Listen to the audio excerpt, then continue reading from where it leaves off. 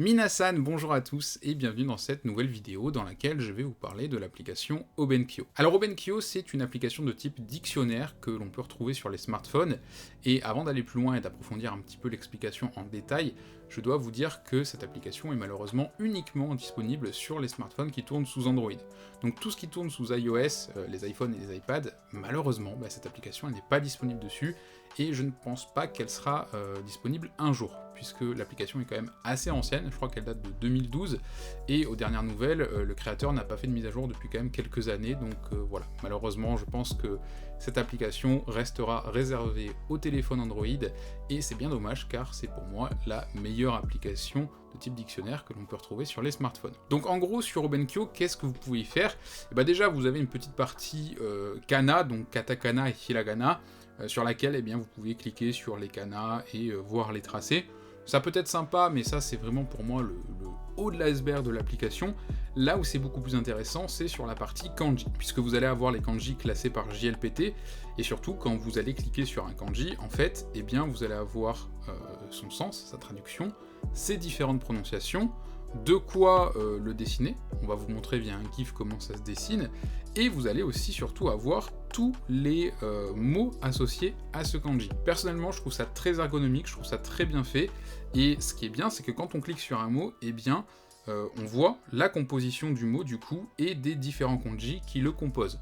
Ce qui fait que en fait, c'est très simple avec cette application de comprendre étymologiquement un mot en japonais. Personnellement, c'est une application que j'utilise depuis le début de mon apprentissage, et c'est une application que j'utilise encore aujourd'hui quand j'apprends de nouveaux mots de temps en temps, et franchement, moi je la trouve géniale. Vous avez aussi une partie vocabulaire. Alors personnellement, moi je clique pas sur les JLPT parce que ça fait des listes de vocabulaire qui sont très longues, mais utiliser la fonction recherche, ça marche bien. Là, par exemple, je vais chercher le mot jitensha, et en fait, ça va me donner le mot jitensha. Donc ça me donne ce que ça veut dire, ça me donne sa prononciation en hiragana mais aussi en romaji, et surtout ça me décompose le mot. Comme vous le voyez, on a le kanji soi-même, rouler, et véhicule.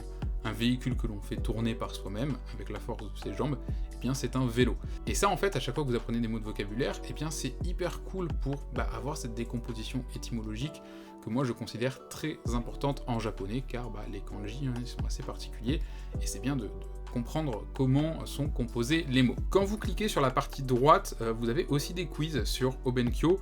Ça peut être vachement intéressant, même si ça devient assez vite obsolète. C'est surtout utile pour les hiragana et les katakana, ainsi que la première salve de kanji, donc les kanji du JLPT5, il y en a à peu près 80, mais après quand on commence à passer sur le niveau JLPT 4 et 3, là, il y a déjà beaucoup plus de kanji, et avec un seul quiz pour tous ces kanji-là, c'est un peu compliqué.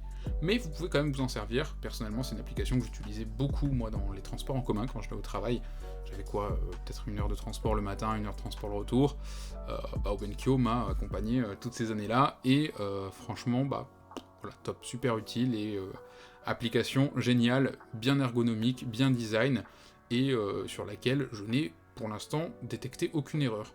Le seul truc, c'est que il y a certains mots très rares qui n'apparaîtront pas en français, soit parce qu'ils n'existent pas vraiment, soit parce que voilà, ça fait un petit moment qu'elle n'a pas été mise à jour, et du coup ça apparaîtra en anglais, mais c'est extrêmement rare. Il y a très peu de chances que vous tombiez sur un mot comme ça, ou à la rigueur c'est juste peut-être des expressions aussi assez rares qui, comme je vous l'ai dit, n'ont pas de traduction en français. Je vous remercie d'avoir visionné cette petite vidéo, on se retrouve très vite pour du nouveau contenu sur Ikigai Japan, et puis si vous avez des questions concernant l'application, n'hésitez pas. Ciao!